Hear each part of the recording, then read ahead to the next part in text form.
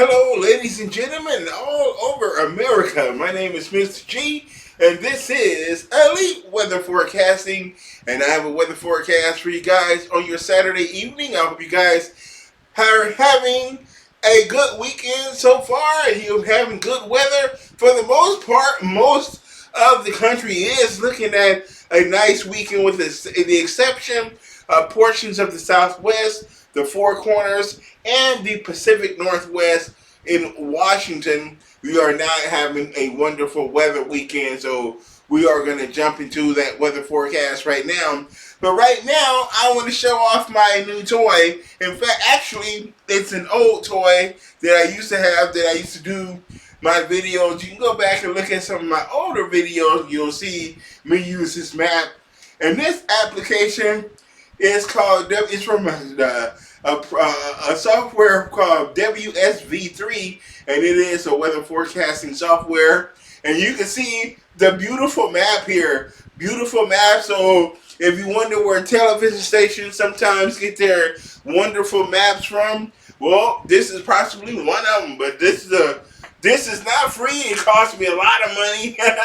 So because it's a monthly deal, so it's really expensive. But as you can see down here across the Four Corners, so West Texas, El Paso, down into New Mexico, up into southern Colorado, you can see these rain showers, because we do have a Colorado low that's crossing over the Central and Southern Rockies, and it's bringing a lot of rainfall through portions of New Mexico, Arizona, up in the mountains above the Mogollon Rim, the Southern Rockies, southern Utah, southern Colorado. So you can see the rain, and also snow is in this as well. We're going to zoom in just a minute, and so you can see the snow. It'll show you the precipitation, winds, and everything, the humidity, and all the precipitation amounts. So beautiful piece of software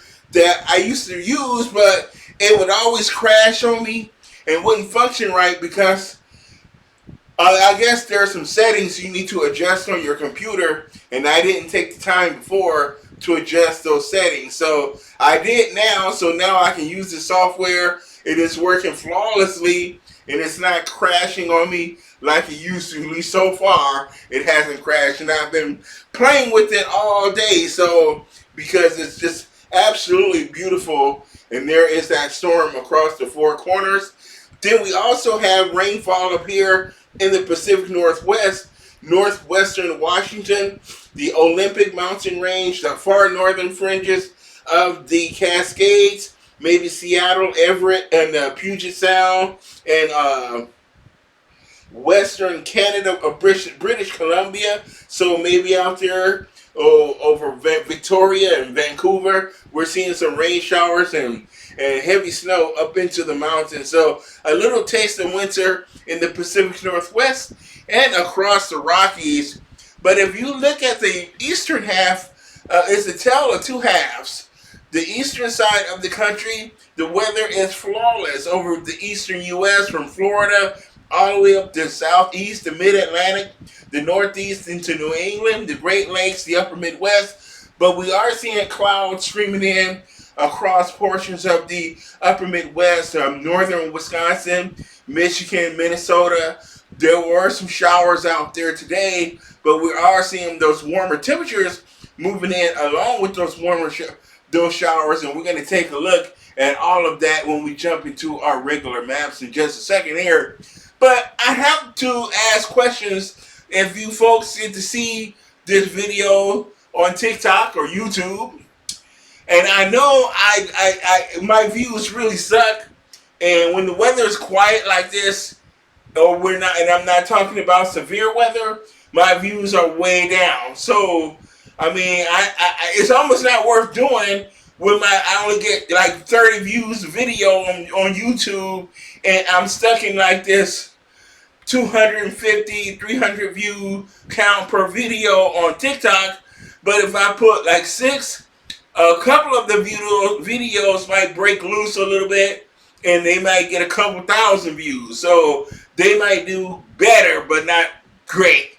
and I'm slowly growing on TikTok and even slower on YouTube. I might pick up maybe 1 or 2 subscribers a day, and I'm watching weather guys up here who don't have as fancy a setup as I do. I have a hell of a setup, and I can't draw 30 or 40 views a video, but you got guys out here getting 40 and 50,000 views to tell a weather forecast, and they're just sitting down in the chair. They're not using a green screen. You're not looking at the entire maps. They're using these generic maps from like the National Weather Service websites or these generic websites and things like that. And I have big, beautiful maps for you guys, and I'm way more entertaining than these guys. And I'm going to explain it to you in ways that the non-meteorological folks will understand, that you'll get. I'm not going to bore you to death, so I know that's not the problem, but I think I need help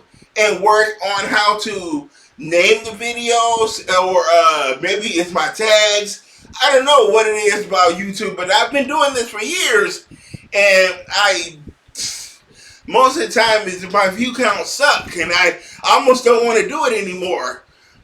Okay, so I have a complaint about TikTok that I never had before.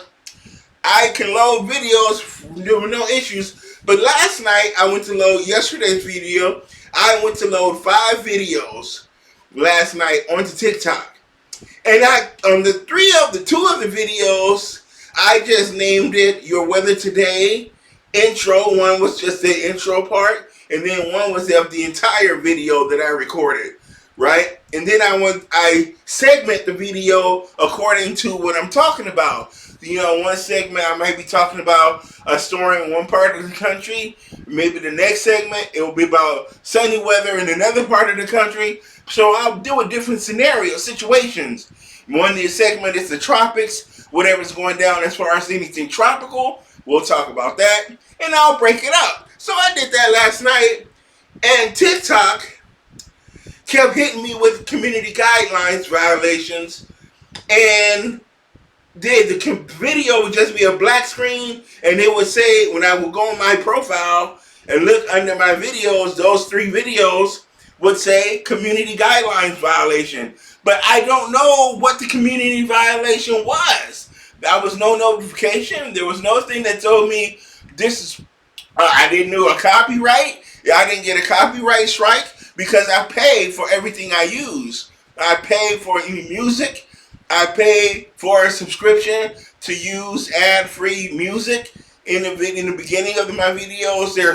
In my videos, there's often maybe a scene like like stock film that I use for like weather scenes and different things like that to intro the video, and I pay monthly subscriptions for all of these things. So it costs me money to produce these videos that I'm not making any money on, and I'm sitting here watching guys, and they're not paying for subscriptions to use weather forecasting software or anything like that, and they're making thousands of dollars because their views are getting 40 and 50,000 views a video, and they are in the YouTube partner program, so they can get paid for their views. But I can't get over the 3,000 watch hours over, I don't know, I think it's a 90-day period, the 3,000 watch hours. So, and usually my video is about 20 minutes.